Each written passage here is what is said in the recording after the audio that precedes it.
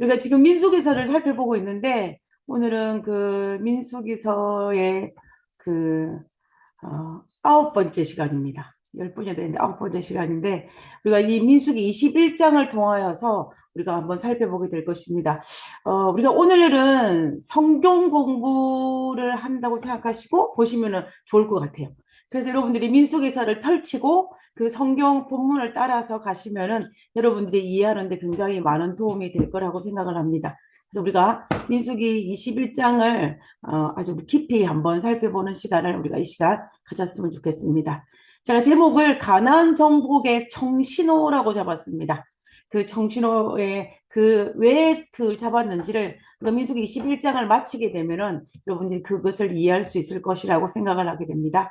어, 우리가 먼저 민수기서를 우리가 간단하게 요약을 하면 이렇습니다.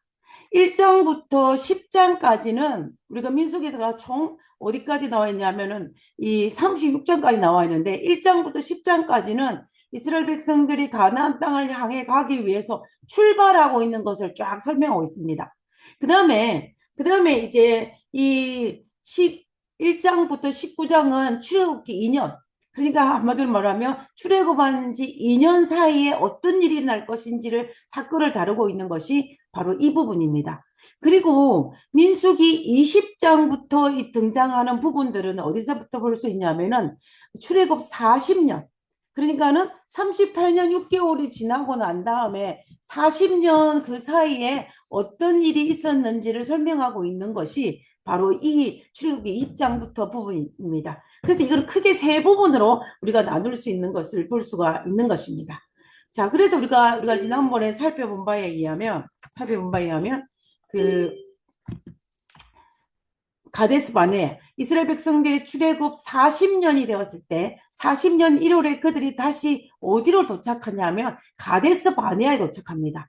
이 가데스 바네아에 도착하는데 여기에서 미리암이 죽고 그 다음에 이 모세가 가나안 땅에 들어가지 못하게 만든 무리바 사건이 발생을 하게 됩니다. 그리고 이제 가데스 바네아에서 어디로 옮기냐면 호르산으로 옮기게 되죠. 여기에서 아론이 죽게 됩니다. 근데 오늘 다룰 21장부터는 어디서 붙냐면은 이 호르산에서 에돔을 돌아서 이렇게 빙 둘른 이 에돔 땅을 돌아가기 위해서 돌아가면서 어디까지 모압 평지에 이를 때까지 일어난 사건들을 다루고 있는 것이 민수기 21장의 내용인 것을 볼 수가 있습니다.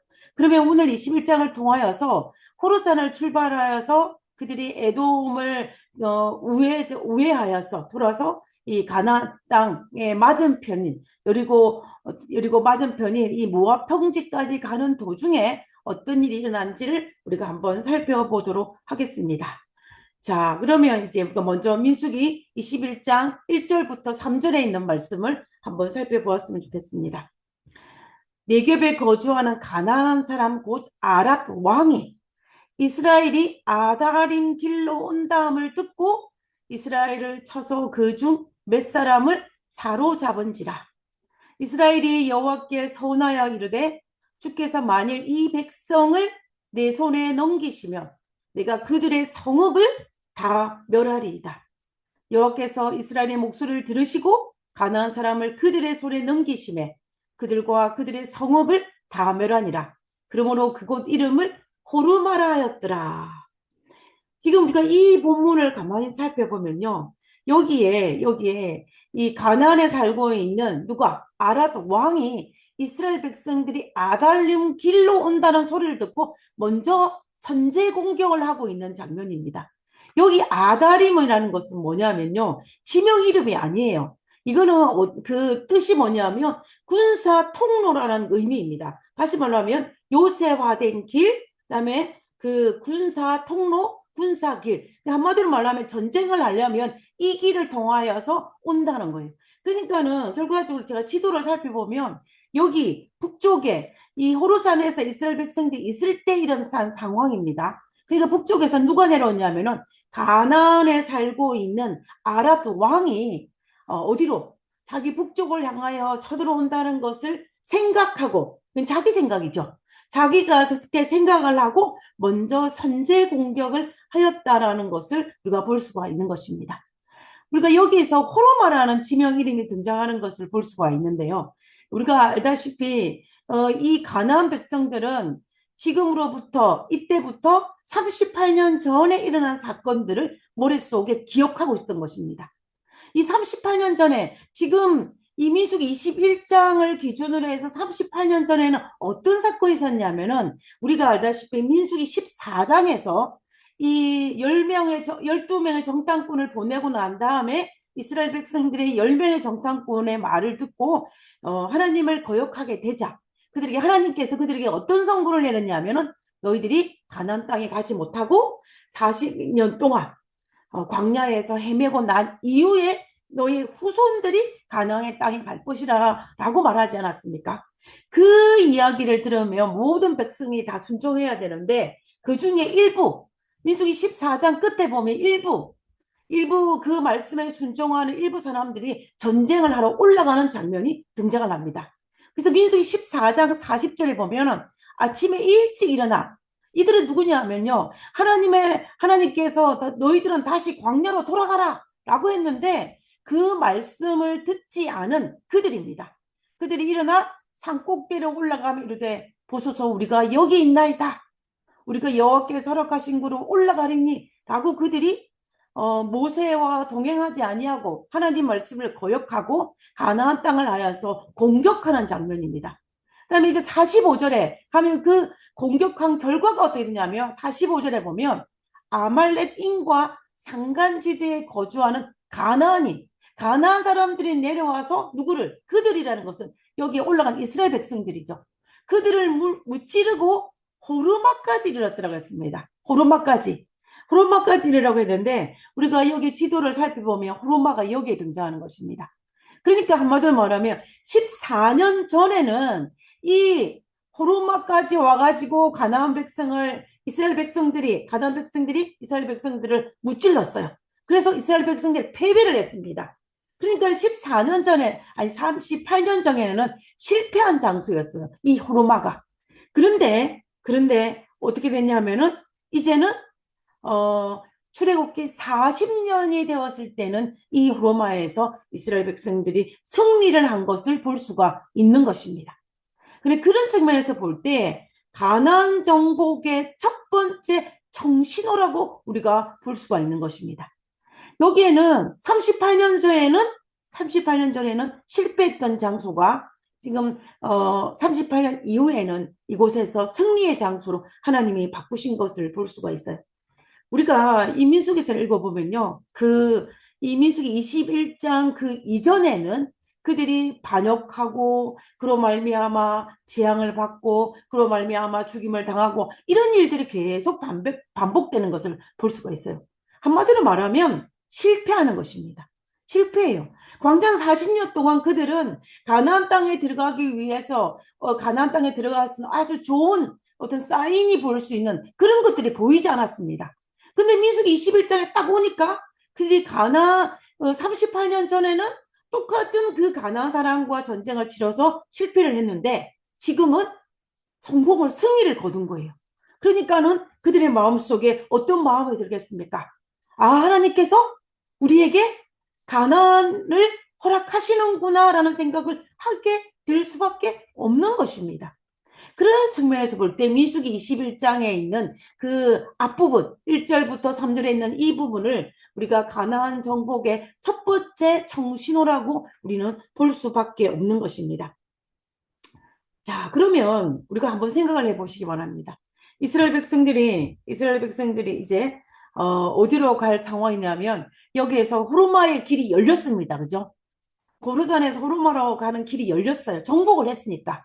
그러면 이스라엘 백성들의 입장에서는 이제 가나안 땅으로 가기 위한 지름길로 가면은 훨씬 더 호르마를 통과하여서 가면은 좋을 것입니다. 그런데 모세는 그 이스라엘 백성들 데리고 어디로 가냐면은 민수기 1장 보면은 이제 아래쪽으로 내려갑니다. 이 아래쪽으로 내려가는 그 이유가 있어요. 그 이유가 있는데 그 이유는 하나님께서 분명하게 말씀하셨습니다. 뭐라고 말씀하셨냐면은 신명기 1장 40절에 보면 너희는 방향을 돌려 너희가 지금 가나안 땅을 향하여서 위로 올라가는 그 길을 돌려서 어디로 가라? 홍해 길을 따라 광야로 들어갈지라 라고 했습니다. 홍해 길을 돌려 광야로 들어갈 것이라 라고 얘기했어요. 그래서 모세는 그 백성을 이끌고 하나님의 명령을 따라서 호르산을 출발하여서 홍해길을 따라 에돔을 우회하는 길을 택한 것을 볼 수가 있습니다. 우리는 여기에서요, 믿음 있는 자의 순종과 또 믿음 없는 자의 순종 두 가지가 있을 수 있지 않습니까? 믿음 있는 자는 하나님의 약속을 믿고 순종하는 것이고, 믿음 없는 순종은 하고 싶지 않지만 억지로 어쩔 수 없어서 상황에 떠밀려서 순종하는 경우도 있을 것입니다. 그죠? 그래서 이제 믿음 있는 자의 순종은 어떻게 되냐면은 하나님의 약속을 믿으니까 그의 마음속에 어때요? 희망을 가지게 되는 것입니다. 아, 하나님께서 이것을 통하여서 어떤 것을 예비하실까? 하나님이 우리에게 어떤 좋은 것을 주실까라는 그 기대감을 우리가 가지게 되는 것입니다. 그러니까는 믿음 있는 자의 순종은 결과적으로 우리 희망을 가지게 됩니다. 그와 반면에 믿음 없는 자의 순종, 이것은 어떻게 될까요? 하나님에 대한 확실한 믿음이 없어요. 그런데 어쩔 수 없는 상황에 떠밀려서 어쩔 수 없는 상황에서 순종을 하게 되면 그의 마음속에 불평과 불만이 가질 수밖에 없는 것입니다. 그래서 민수기 21장 4절에 보면 백성이 호르산을 출발하여서 어디로요? 홍해길을 따라 에돔을 우회하여 돌아갔다라고 되어 있습니다. 그러니까 백성들이 어때요? 마음이 상했다라고 되어 있어요. 왜? 그러니까 결과적으로 백성들은 하나님의 약속에 대한 믿음이 없었다라는 거예요. 그래서 마음이 상한 것입니다. 그래서 마음이 상한 거예요. 자, 근데 제가 이번 민수기서를 이제 우리가 김상리 교수님의 강의를 듣고 제가 이 말씀을 준비하면서 제가 가장 많은 시간을 투자하고 힘들었던 거는 뭐냐면은 이 민수기서에 나와 있는 지명 이름들이에요. 지명 이름들을 제가 어디인지를 찾는 것이 굉장히 힘들었어요. 왜냐하면 여러분들이 구글이나 이런 것을 통해 살펴보면 지명이 여러 가지 많이 어떤 지도는 이렇게 나와 있고 어떤 지도는 이렇게 나와 있고 어떤 설명은 이렇게 되어 있고 어떤 설명은 저렇게 되어 있어요. 많이 다릅니다. 그리고 또 우리가 이 모든 것들을 이해하는데 오늘날 우리가 가지고 있는 관점에서 이해하기 때문에 이해가 안 되는 부분이 굉장히 많이 있어요. 그래서 그것을 이해하는데 제가 많은 시간을 다른 부분에 비해서 이 부분에 많은 시간을 투자하는 것을 볼 수가 있는데요. 여기에서도 마찬가지로 우리로 헷갈리게 하는 것이 있어요. 여기 보면은 백성이 호르산을 출발하여서 홍해길을 따라서 에돔을 우회했다 그랬습니다. 이 홍해길. 여러분의 머릿속에 홍해라면 딱 어디가 떠오릅니까? 이스라엘 백성이 출애굽할 때 홍해가 갈라졌던 그거를 기억하지 않습니까? 그죠? 그러면은 여기에 있는 예국과 상황이 다르기 때문에 우리로 하여금 혼동이 생기는 것입니다. 그래서 우리가 이 지도를 보면 좀 더 우리가 쉽게 이해할 수 있을 것 같아요. 이 지도를 보면서 제가 설명을 해드리겠습니다. 오늘날에는 오늘날에는 오늘날에는 우리가 이 이스라엘 백성들이 출애굽기 14장에 홍해 기적이 일어났던 그곳을 수에즈만이라고 합니다. 수에즈만이라 그래요. 그런데 여기는 아카바만이에요. 만 이름이 다릅니다. 그래서 우리는 여기를 수에즈만 아카바만이라고 이야기하는데 오늘날은 그런데 문제는 뭐냐면 성경시대 고대에는 이 수에즈만이나 아카바만 전체를 홍해라고 이야기를 했어요. 홍해라고 이야기한 것입니다. 그렇기 때문에 이 수에즈만도 홍해고 아카바만도 홍해인 것입니다. 그래서 여기 홍해의 길을 따라라고 말했던 이 홍해의 길은 뭐냐면 여기 아카바만에서 호르산에서 내려오는 그 홍해로 가는 그 길, 육상도로, 오늘날 말로 하면은 아카바마만으로 갈 수 있는 육상도로를 홍해길이라고 이야기하는 것입니다. 그래서 우리가 이것을 볼 때에 민수기 21장에 나오는 홍해길은 수에즈만이 아니고 아카바만 아니고 에돔을 돌아서 가는 그 길을 홍해의 길이라고 보는 것이 우리가 좀 더 이해를 할 수 쉽다라는 것입니다. 그래서 우리는 그래서 이제 그들이 이 아랫길로 내려옴으로 말미암아 그들의 마음속에 어떤 마음이 들었냐면은 그 마음이 상했다라고 성경은 표현하고 있어요. 성경은 상했다라고 했는데 우리가 여기서 가만히 살펴보면 왜 마음이 상했을까요? 이스라엘 백성들이 왜 마음이 상했습니까? 마음이 상한 이유는 자기 생각대로 아니었기 때문이에요. 자기 뜻대로가 아니었기 때문입니다. 자기 뜻대로 하면 바로 위로 북쪽으로 올라가야 되는데 아래쪽으로 내려오니까 마음이 상한 것입니다. 마음이 자기 뜻대로 되지 않으니까 마음이 상하고 마음이 상하니까 어떻게 해요? 불평과 불만의 마음이 생길 수밖에 없는 것입니다. 그러므로 자연히 반역은 일어날 수밖에 없는 것을 볼 수가 있다는 것입니다. 그래서 만약에 이 경우에 이스라엘 백성들이 내 생각보다 하나님의 뜻을 우선시했다면 그들은 마음이 상하지 않았을 거예요. 내 생각은 이렇다 했지만 이 순간에 내 생각보다 하나님의 뜻을 우선했다면 그들의 마음은 상하지 않았을 것입니다. 그 말은 하나님 뜻보다 자기 생각이 더 컸다라는 이야기예요. 그리고 만약에 그들이 하나님을 더 믿었다면 그들은 마음이 상하지 않았을 것입니다. 마음이 상했다는 것은 결과적으로 하나님을 믿지 않았다라는 말이 되는 것이고 그리고 자기 뜻이 하나님 뜻보다 더 크다라는 것이 하나의 반증인 것을 우리가 볼 수가 있는 것입니다. 우리가 이스라엘 백성들이 상황을 보면요. 이 출애굽 과정에서 그들이 마음이 상하여 그것으로 말미암아 반역으로 이어지는 경우들이 굉장히 많이 있었습니다. 지도에서 크게 몇 가지만 한번 살펴보면요. 이스라엘 백성들이 이제 라암셋을 나가가지고 가나안 땅을 향해 갈 때에 그때에 그들이 제일 처음에 그들 생각이 나오냐면은 이 해변을 따라서 바로 가나안 땅으로 직행하는 것이 그들의 생각이었습니다. 그런데 하나님께서 어떻게 해요? 그 해변을 따라서 위로 가게 하지 않고 아래쪽으로 숫꽃, 에담 이쪽으로 쭉 내려오게 하셨어요. 그때 그들이 마음이 상해 하는 것을 우리가 볼 수가 있는 것입니다. 그리고 두 번째는 뭐 했습니까? 갑자기 그들이 생각하지 않았던 바로의 군대가 추격고 오니까 그들이 마음이 상해서 불평해요. 불평을 합니다. 그리고 홍해를 건너고 난 다음에 물이 없었을 때 그들은 또 마음이 상해서 어떻게 하냐면 하나님 앞에 반역을 보는 것을 볼 수 있습니다.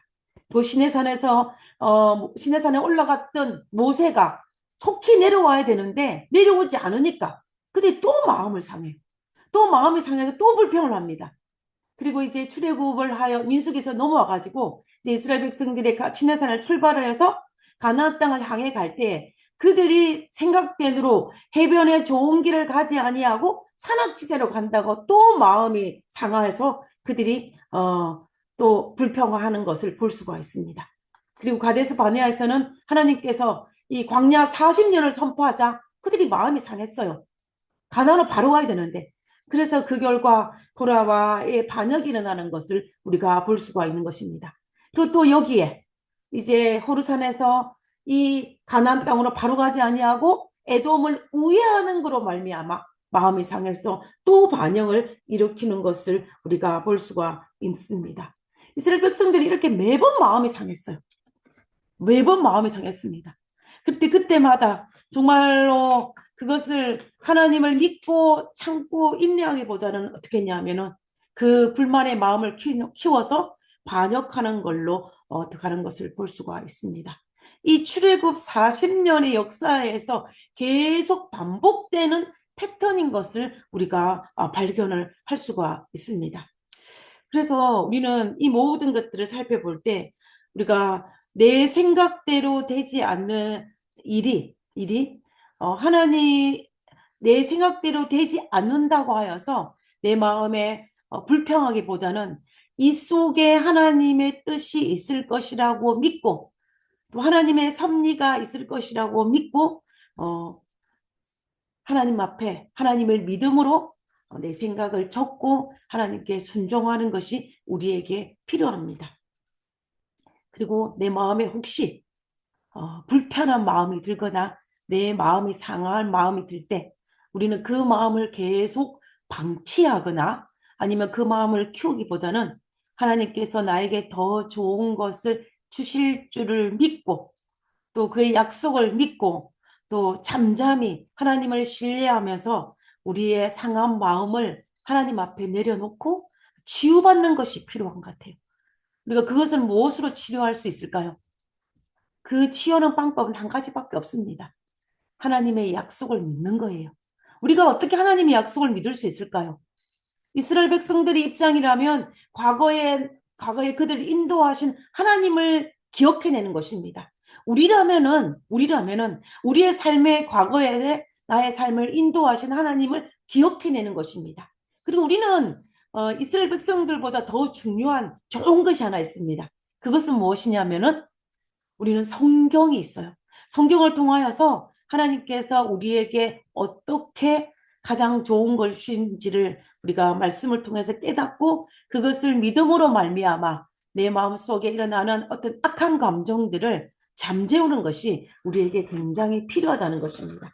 그것이 우리가 성경을 보고 성경을 연구하고 하나님을 오래 믿은 자가 누릴 수 있는 아주 큰 축복이에요. 아주 큰 축복입니다. 저는 개인적으로 하나님을 오래 믿은 것이 얼마나 큰 축복인지를 모릅니다. 왜냐하면 하나님을 오래 믿었기 때문에 많은 경험을 하였을 것이고 또 하나님의 그 말씀이 어떻게 성취되는지를 우리가 경험했기 때문에 하나님을 오래 믿는다는 것은 축복 중에 축복인 것입니다. 그리고 그 축복을 누려야 되는 거예요. 자, 그러면 이제 다시 민수기 21장으로 돌아가서요. 민수기 21장에 그들이 마음이 상한 그들이 누구냐면 바로 출애굽 2세대들입니다. 우리가 민수기 20장에서 출애굽 1세대는 거의 다 죽었어요. 우리가 민수기 20장에서 미디암도 죽었고 아론도 죽었습니다. 그래서 이 38년이 지나서 이 출애굽 40년이 되었을 때는 이미 출애굽 1세대들은 거의 잠들고 출애굽 2세대들이 등장하는 것을 볼 수가 있다는 것입니다. 그들이 어떻게 불평하는지를 한번 보겠습니다. 민수기 21장 5절입니다. 백성이 하나님과 모세를 향하여 원망하되 어찌하여 우리를 애굽에서 인도하내어 이 광야에 죽게 하는가? 똑같죠? 1세대들이 불평한 거 똑같습니다. 아마 우리의 자녀들이 부모의 것을 배운 것처럼 이 세대들도 1세대 부모들이 부모 걸 많이 배운 것 같아요. 나쁜 점을. 똑같이 불평합니다. 자, 그 다음 읽어보겠습니다. 이곳에는 먹을 것도 없고 물도 없도다. 우리 마음이 이 하찮은 음식을 싫어하노라 라고 얘기합니다. 어쩌면 이렇게 똑같이 불평을 할 수 있을지 모릅니다. 그죠? 그런데 사실은 팩트는 그들이 말하는 것이 틀렸어요. 틀렸습니다. 왜냐하면 먹을 것이 없는 것이 아니에요. 우리가 알다시피 출애굽할 때 이 안식일을 제외하고 이스라엘 백성들에게 계속해서 내린 만나가 있었습니다. 그리고 그들이 필요할 때마다 하나님께서 물을 허락하셨어요. 그 때문에 물도 없고 먹을 것도 없다는 말은 아닌 것입니다. 그리고 하나님께서 허락하신 그 음식, 만나를 향하여 뭐라고 하냐면 하찮은 음식이라 그래요. 하나님 주신 음식을. 그리고 내가 그것을 싫어한다라는 표현을 쓰고 있습니다. 싫어한다라는 것이 히브리어로 뭐냐면 쿠츠인데 이렇게 씁니다. 그 뜻이 뭐냐면은 혐오한다는 뜻이에요. 소름이 끼칠 정도로 싫어한다는 뜻입니다. 그냥 만나를 그냥 싫어하는 것이 아니라 내가 안 좋아하는 음식이 아니라 정말로 내가 소름이 끼칠 정도로 싫어한다는 표현을 써요. 그래서 이 출애굽 2세대들도 부모가 했던 것들을 고스란히 배운 것을 볼 수가 있는 것입니다. 참으로 가슴 아픈 일이 아닐 수가 없어요. 또 우리의 마음이 어떻게 해요? 무거울 수밖에 없는 것입니다. 혹시나 우리의 자녀들이 우리의 좋은 면만 닮았으면 좋겠는데 우리의 나쁜 면을 고스란히 그대로 받는 그 모습들을 볼 때 우리 마음이 아플 수밖에 없는 것입니다. 그래서 결과적으로 이스라엘 백성들이 출애굽 2세대에 있는 이스라엘 백성들이 이렇게 하는 것은 하나님을 신뢰하지 못하는 것이고, 그리고 하나님의 인도하심에 대한 그 불만을 토해낸 것을 볼 수가 있는 것입니다. 그들이 먹을 것이 없을 불만한 것이 아니에요. 하나님의 믿음 없음을 드러난 것이 바로 그것인 것입니다. 그래서 이 사건, 이 불만으로 말미암아 우리가 너무나 잘 알고 있는 이 놋뱀 사건이 여기에서 등장하는 것입니다. 그래서 하나님께서 어떻게 하냐면 이 불평하는 이들에게 6절과 7절에 보면 여호와께서 불뱀들을 백성 중에 보내어 백성들을 물게 하심으로 이스라엘 백성 중에 죽은 자가 많은지라. 백성이 모세에게 이르러 말하되 우리가 여호와 당신을 향하여 원망함으로 범죄하였사오니 여호와께 기도하여 이 뱀들을 우리에게 떠나게 하소서.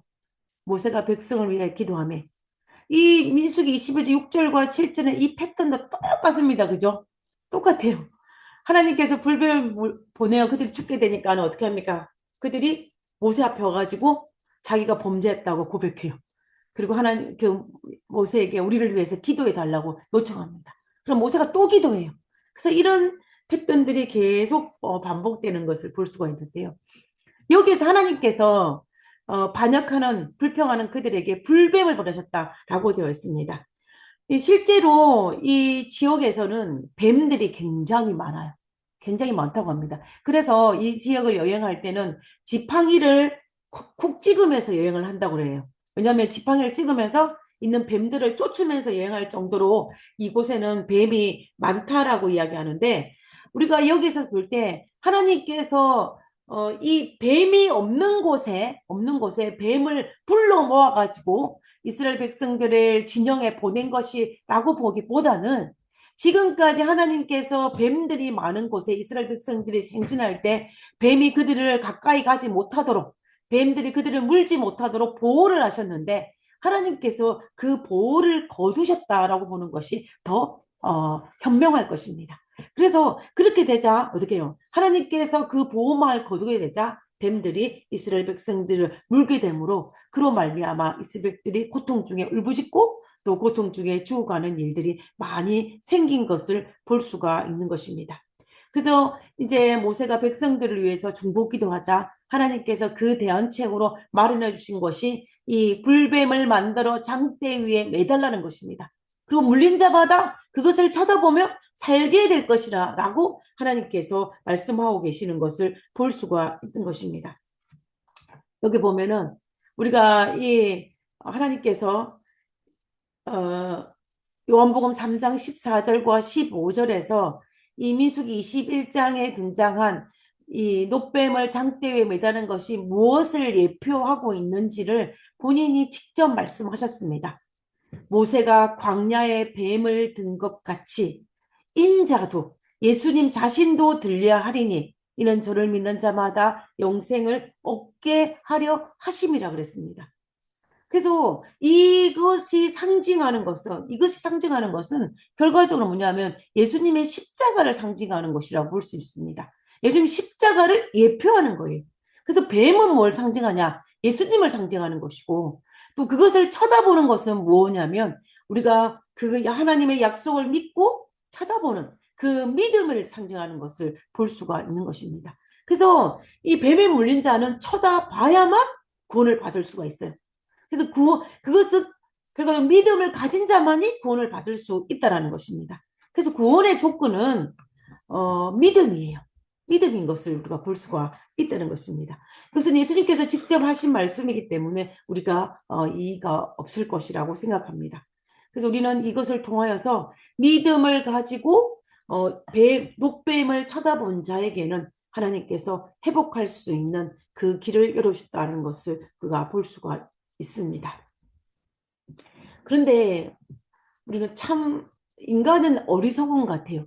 하나님께서 놋뱀을 만들어 장대에 매달음을 통해서 이것은 하나님께서 그것을 바라봄을 통하여서 구원을 받는다라는 것을 가르쳐주기 위한 것이었는데 이것을 오해해서 나중에 어떻게 되냐면은 우상으로 바꾸는 것을 볼 수가 있습니다. 우리가 그것을 한번 보겠습니다. 이 광야 시대에 놋뱀이 만들어졌잖아요. 그리고 700년이 지나고 난 다음에, 700년이 난 다음에 이 히스기야 시대 때에 이 놋뱀을 우상으로 섬기는 일이 있었습니다. 그걸 우리가 열왕기하 18장 4절에 있는 말씀을 보겠습니다. 여기 보면 히스기야가 왕이 오르난 다음에 이제 개혁을 할 때에 그때의 한 장면입니다. 그가 여러 산당들을 제거하여 주상을 깨뜨림에 아세라 목상을 찢음에 모세가 만들었던 놋뱀입니다. 그러니까는 모세가 만들었던 그 놋뱀을 지금까지 보관하고 있었던 거예요. 그래서 지금 보고 있었는데 이스라엘 자손이 이때까지 놋뱀을 향하여 분향했다고 했습니다. 그럼 무슨 말이에요? 그럼 이스라엘 백성들이 그 놋뱀을 향하여 우상처럼 섬겼다라는 것입니다. 섬겼다는 거예요. 그것을 누가 히스기야가 내리고 부쉈다라는 것입니다. 그러면서 그것을 느흐산이라고 했는데 이 느흐산이라는 말이 무슨 말이냐면 이 느흐산은 놋조각이라는 이야기예요. 한마디 놋조각에 불과하다라는 그것입니다. 그래서 놋뱀을 내려가지고 부숴버린 것입니다. 그래서 우리는 이걸 볼 때, 하나님께서 정말 어떤, 뭐랄까요. 이거는, 은혜와 구원의 하나의 표상이었던 거에 불과한데, 이것을 이스라엘 백성들이 오해라서 분양하고 우상으로 섬기고 있는 그들의 모습을 볼 수가 있는 것입니다. 그래서 결과적으로 보면요. 그들이 그것을 섬김으로 말미암아 놋뱀이 그들의 올무가 된 것입니다. 성경에 보면 이런 경우들이 여기에만 등장하는 것이 아니에요. 여러 곳에서 등장합니다. 그 중에 몇 가지만 살펴보면요. 어, 이스라엘 사사였던 기드온이 때에 일어난 사건입니다. 이 기드온이 미디안과의 전쟁에서 승리하자 백성들이 기드온에게 너무 감사해서 금을 모아가서 누구에게 주냐면 기드온에게 줬어요. 그러니까 기드온이 정말 선한 마음으로 그 금을 모아가지고 뭘 만드냐면 사사기 8장 27절에 보면 기드온이 그 금으로 백성들이 감사해서 모아가지고 준 금으로 무엇을 만드냐면 에봇을 만들었습니다. 에봇. 에봇이 무엇인 줄 아시죠? 대제사장의 옷 복장 중에 제일 겉에 있는 것입니다. 여기에는 별두 보석이 있어가지고 그 우딘과 둔딤이 나타나서 하나님의 뜻을 분별할 수 있는 그거예요. 그걸 금으로 만든 것입니다. 금을 만들어가지고 자기의 성 오브라에 두었더니 온 이스라엘이 그것이 뭐예요? 에봇이죠. 에봇을 음란하게 위함으로 여기서 음란이란 말 자체가 본향이에요. 우상숭배입니다. 그래서 에봇을 우상숭배함으로 말미암아 그것이 에봇이 기드온과 그 집의 올무가 되었다라는 것입니다. 그래서 결국은 우리 이 그림에서 나와 있는 것처럼 이 기드온이 선한 마음으로 금을 모아가지고 에봇을 만들었는데 나중에 그 에봇을 섬기는 일로 바뀐 것을 볼 수가 있는 것입니다. 자, 그 다음에 또 하나가 또 있습니다. 또 이거는 뭐냐면, 그러니까 이 고대의 이스라엘의 전쟁할 모습을 보면 전쟁에 나갈 때 자기들이 섬기는 신을 데리고 나가는 것을 볼 수가 있습니다. 그런데 이제 이 사무엘상 4장에 보면은 이스라엘 백성과 블레 사이에 전쟁이 일어났어요. 전쟁이 일어나는데 이 전쟁에서 누가 사무엘상 4장에 보면 블레셋이 우세했어요. 그래서 이스라엘 군대 4천 명을 죽이는 사건이 발생했습니다. 그러니까는 이스라엘 백성들이 되면 자기가 전쟁에 불리해지니까 우리도 뭔가를 가지고 나가야 되겠다라고 생각을 하게 된 것입니다. 그래서 그들이 무엇을 들고 나갔냐면 법궤를 들고 나가요. 언약궤를 들고 나갑니다. 여기 보면 민수기 4장 3절에 보면 여호와의 언약궤를 실로에서 그 당시 실로가 뭐냐면 성막이 있던 장소였습니다. 하나님의 성전이 있는 실로에서 언약궤를 우리에게로 가져다가 우리 중에 지금 전쟁하고 있는 이 중에 있게 하여 그것으로 우리 원수들의 손에서 블레셋의 손에서 구원하고자 하자 하니라고 하면서 이 언약궤를 들고 전쟁에 나가는 것을 우리가 볼 수가 있습니다. 그래서 결과적으로 이스라엘 백성들은 언약궤 자체가 그들에게 승리를 주는 건 아니에요. 그죠? 물론 언약궤를 경배해야 될 것은 아닙니다. 물론 언약궤가 하나님의 그 약속의 성격이 있기는 하지만 우리가 경배할 것은 하나님이지 어떤 단 물건이 아닌 것입니다. 근데 사무엘상 4장에 보면 그들이 마치 언약궤가 그들의 우상인 것처럼 행동하고 있는 것을 볼 수가 있다라는 것입니다. 그래서 우리는 하나님께서 이스라엘 우리가 인간의 이런 연약한 면을 아시기 때문에 아론의 무덤도 감추시고 모세의 무덤도 감추셨는지 보겠습니다. 그래서 때때로 우리가 알지 못하는 것이 우리에게 축복이 될 때가 많이 있다는 것입니다. 자, 이제 우리가 이제 이렇게 이 노뱀 사건이 끝나고 난 다음에 노뱀 사건은 이 지도에서 보면 우리가 호르산에 출발해서 내려오는 그 길 속에 어떤 이 한 사건이 일어난 사건이었어요. 그러면 민수기 21장부터 21장 10절에서 20절까지의 그 내용은 이 노뱀이 일어난 그 장소를 출발하여서 이제 밑으로 내려왔다가 다시 에돔을 우회하여 가지고 어디까지 올라가는 걸 거냐면 비스가산 꼭대기, 민수기 21장 20절에 보면 비스가산 꼭대기에 이르렀다라고 되어 있습니다. 그까지 어디를 통과해서 가고 있는지를 설명하고 있는 분이 바로 여기인 것을 볼 수가 있습니다. 그래서 우리가 지도를 한번 살펴보면요. 그래서 출발해 보면 그들이 민수기 21장 20절에는 그들이 이 별표 있는 곳에 도착을 했어요.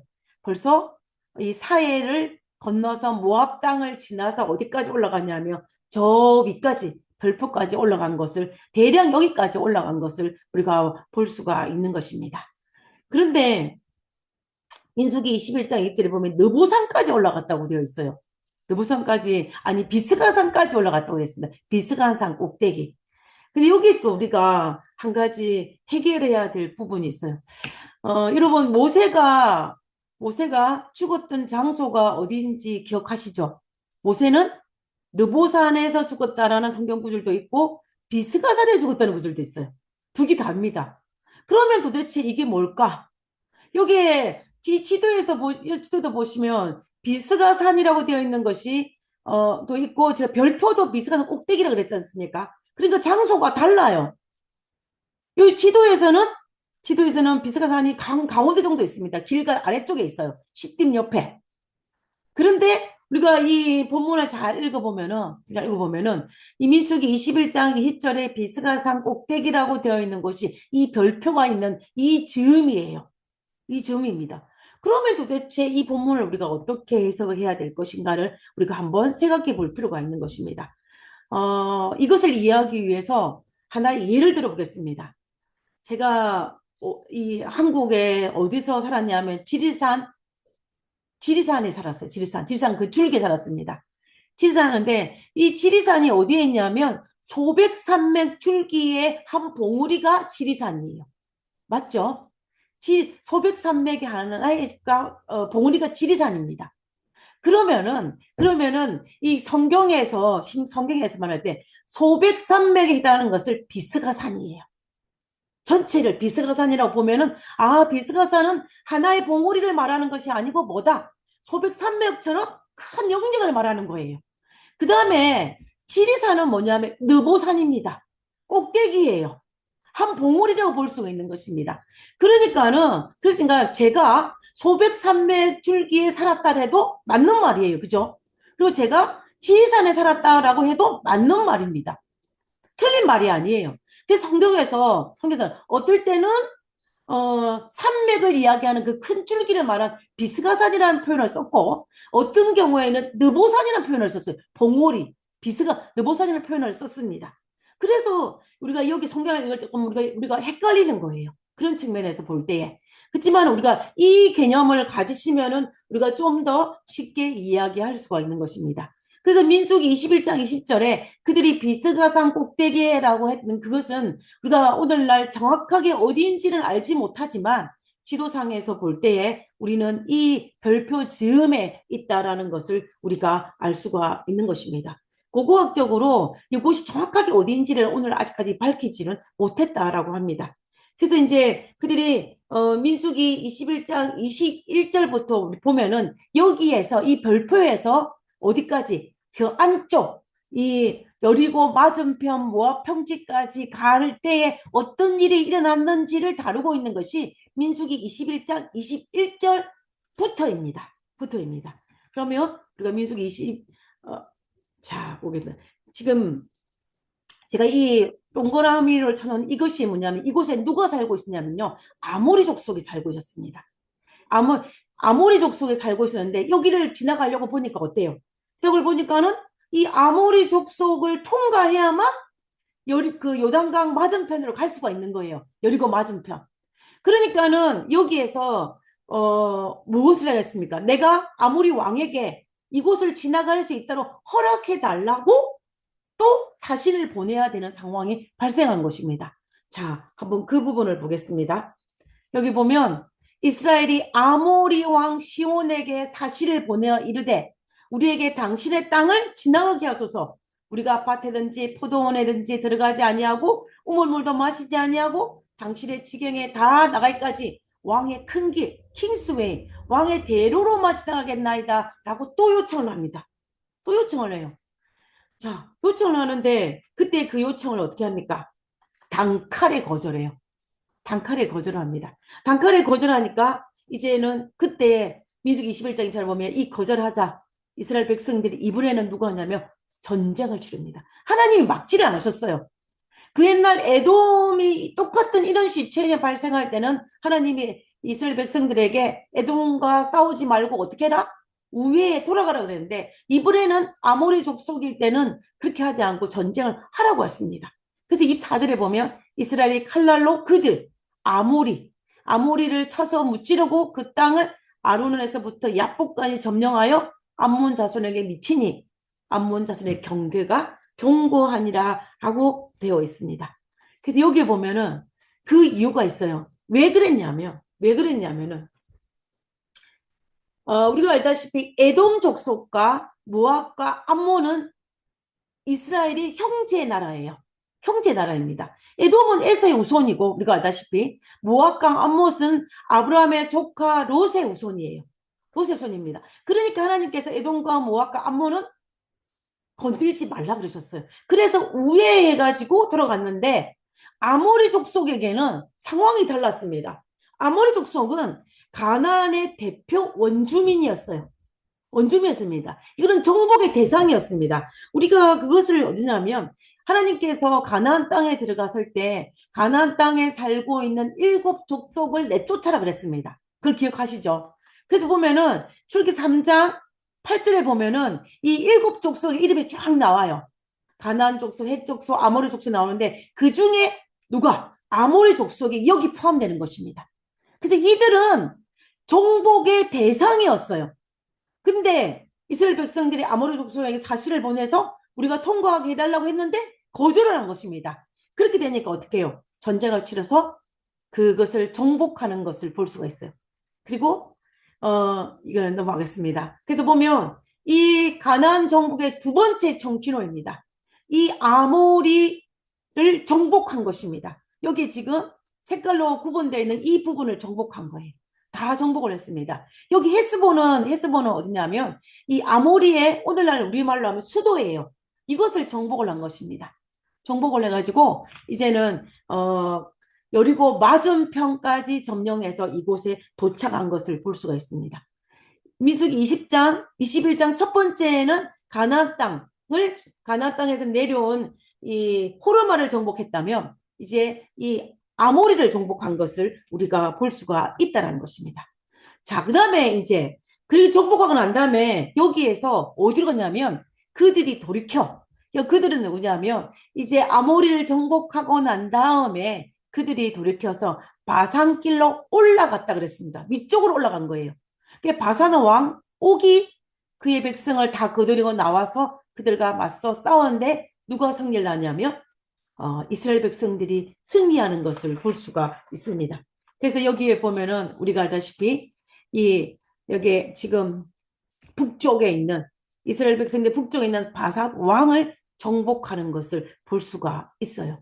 그래서 여기 요단강 동편에 있는 강력한 아모리와 이 바산의 두 나라를 정복을 합니다. 정복을 하게 됩니다. 아모리 왕 시온과 바산 옥을 정복해서 이 땅을 차지하게 돼요. 그렇게 되니까 우리가 나중에 알다시피 이 땅을 이미 정복했으니까 누가? 루벤과 므낫세와 이 문하세 반지파가 이 땅을 뭐 해달라? 우리에게 달라고, 라고 말하지 않습니까? 그래서 이 땅은 정복한 땅이에요. 그래서 이제 가나안 땅을 정복해서 승리할 수 있는 그런 것들이 이제 보이는 것을 볼 수가 있는 것입니다. 그래서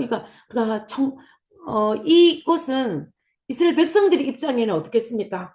내가 가나안 땅에 들어가서 가나안에 살고 있는 사람들과 전쟁을 치러서 우리가 승리할 수 있겠구나라는 생각을 할 수밖에 없는 것입니다. 그리고 가나안 땅에 살고 있는 사람들은 마음에는 어떤 마음이 들겠습니까?